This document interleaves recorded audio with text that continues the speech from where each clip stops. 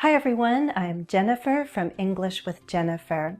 If you've studied with me for a while, you probably know that I love to take walks. There's a path near my house and it's lined with trees, so the surrounding nature is really beautiful. But not too long ago, some kids decided to paint graffiti on the path. It's really sad. They painted words, names, and symbols. What do you think should be done? A. Put up a sign saying no graffiti allowed. B. Bring up the matter for discussion at a town meeting. C. Bring up the topic of vandalism at a school assembly. Well, even if there were a sign, I'm not sure it would stop people from painting more graffiti. And the fact is, some graffiti is already there. And talking about the matter isn't a bad idea, but I'm not sure it would help. Do we try to find the people and punish them? Well, we can't bring back harsh punishments from the Middle Ages, but I wish we could find the people and make them clean everything up. Thankfully, the fall leaves and the winter snow can hide a lot of the graffiti, so at least for half of the year it won't be so bad. In this lesson, we'll study and practice 3 common phrasal verbs. Put up, as in put up a sign, bring up, as in bring up a matter for discussion, and bring back, as in bring back harsh punishments from the Middle Ages, which we won't do. We'll talk about the meanings and uses of these 3 phrasal verbs. Ready?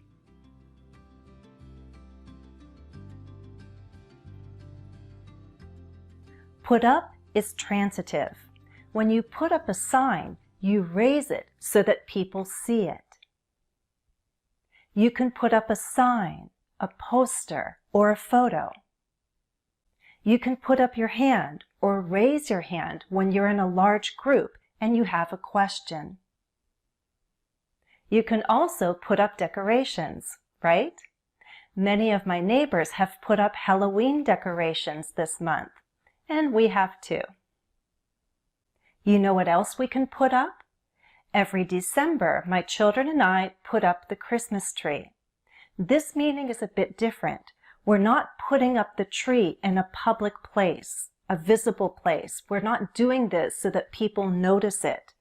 Putting up the tree is about building it, erecting it. Do you know how to put up a tent? I don't. Put up can also be about arguing or resisting. If we did find those kids who painted the graffiti, they would likely put up a fuss if we then made them clean everything up.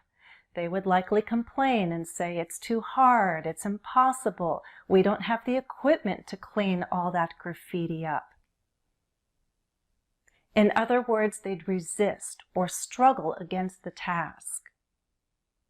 Put up a fuss, put up a fight, put up stiff or fierce resistance.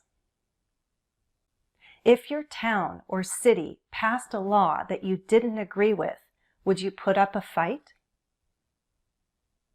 I read that in my state of Massachusetts, there's actually a law that says you can't put tomatoes in clam chowder. Clam chowder is that creamy kind of soup with potatoes and clams. Can you imagine such a law? I guess if someone wanted to break it, they could in the privacy of their kitchen. They could add some tomatoes to the chowder. But I'm sure most New Englanders wouldn't even think about this. New Englanders prefer the traditional white, creamy clam chowder, nothing with tomatoes. In fact, if they were served clam chowder with tomatoes at a restaurant, they would complain. New Englanders wouldn't put up with that kind of variation. What does this mean? Celebrate, tolerate, compliment. Tolerate. You can put up with something, you can put up with someone. In this case, New Englanders wouldn't put up with tomatoes in their clam chowder.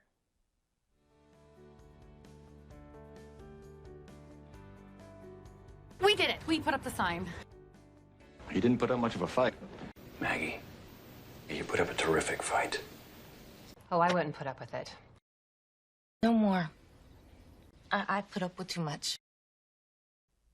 Bring back is transitive. It takes an object. Remember how I said we're not going to bring back harsh punishments from the Middle Ages. Society has progressed a lot, and thankfully we don't believe in unnecessary cruelty today. When you bring something back, you take it from the past and you make use of it again. You revive it. A more positive example comes from the world of fashion. Some designers are successful at reviving old trends, old styles. They can bring something back and make use of it again. In the 1960s and 70s, these were called bell-bottom pants, bell-bottoms. Today, you can shop for flare jeans. Different name, same style. Someone brought back that wide-cut leg, and it's fashionable again. Question: is there a movie or a TV show that brings back good memories of your childhood? In other words, does it make you remember your childhood or recall memories from your childhood? A final meaning of bring back is about returning to a certain point.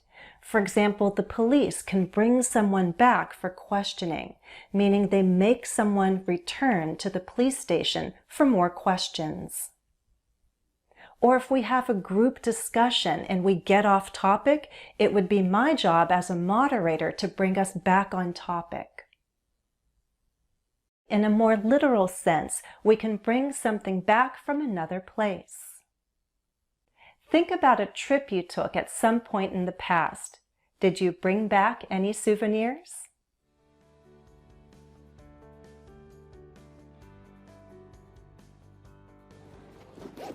Thanks. I'll bring it back. You be a good boy? All right. I'll bring you back something. Audrey, you bring us back good news. Good news. Well, I guess I better go. Bring up is transitive. It takes an object. Do you remember my suggestion about bringing up the graffiti incident at a town meeting? What exactly was I suggesting? A. Demonstrating graffiti. B. Condemning graffiti. C. Mentioning graffiti.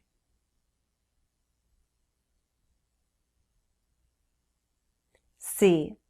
If I brought up the incident at a town meeting, I would mention it because I would want to discuss it.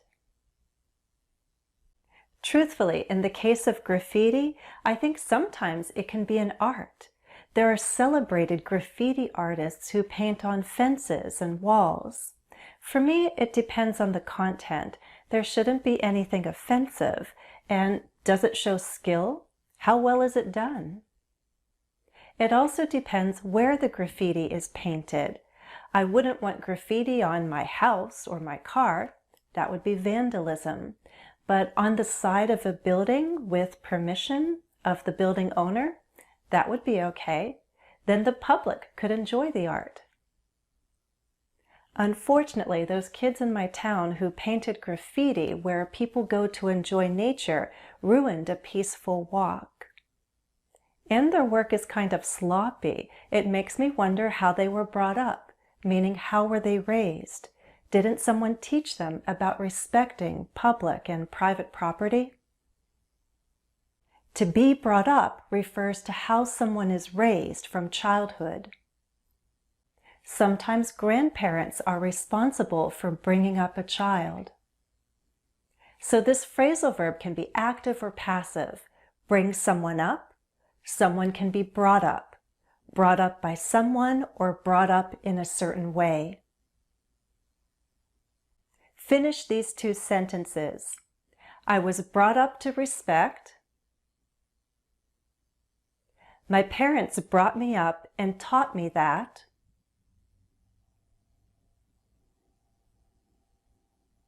A final meaning of bring up is computer related. As I prepared this lesson, I looked up silly laws in the state of Massachusetts.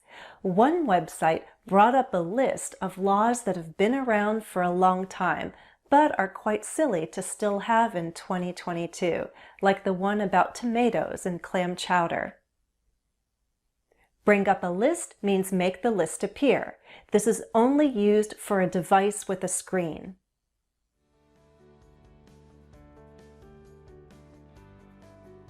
Bring up the video. There. Bring that up. Stay with her. She's crossing the street. Actually, my parents don't know about the Rita thing. What? Yeah. Oh, well, bring that up. Okay, don't bring that up. Okay, time to review our 3 phrasal verbs. Match the phrasal verbs to their meanings.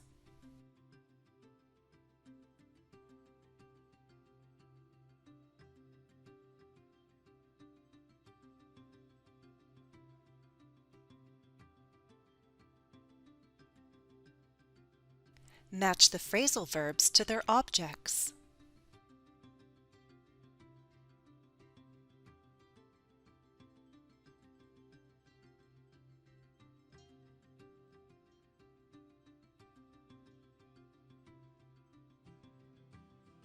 Match the phrasal verbs to their objects.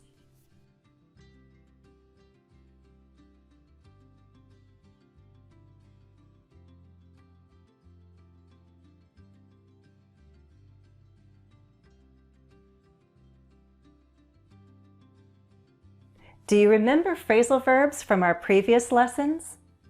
Let me quiz you. Match the phrasal verbs to their meanings.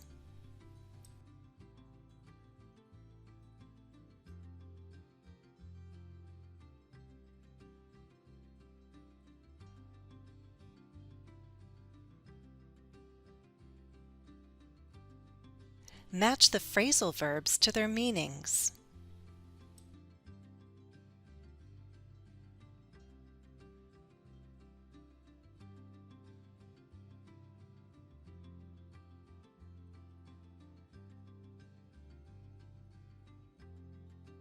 Match the phrasal verbs to their objects.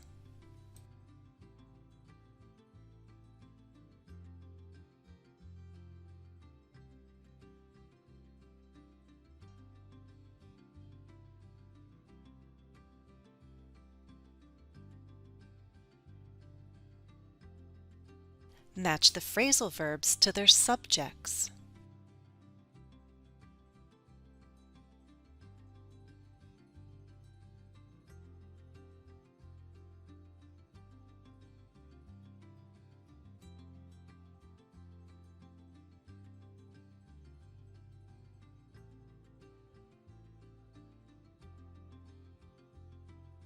Match the phrasal verbs to their objects.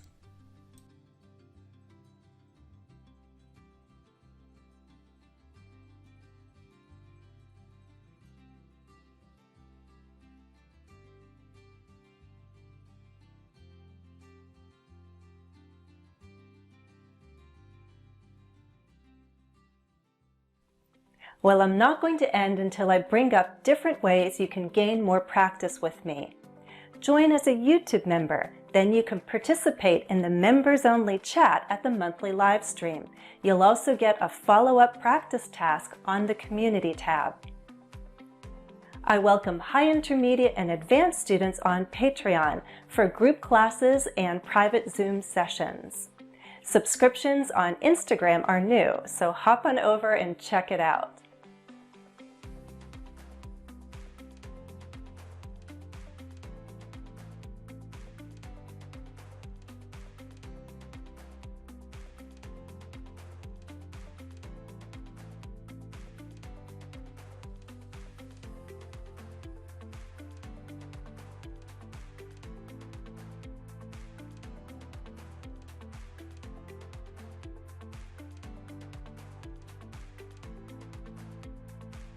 That's all for now. Please like and share the video if you found the lesson useful.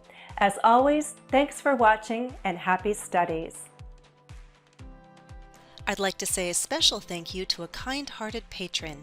Pink Dream pledged $2 a month. Thank you. Follow me on Instagram, Facebook, Twitter, and Patreon. And don't forget to subscribe here on YouTube. Turn on those notifications.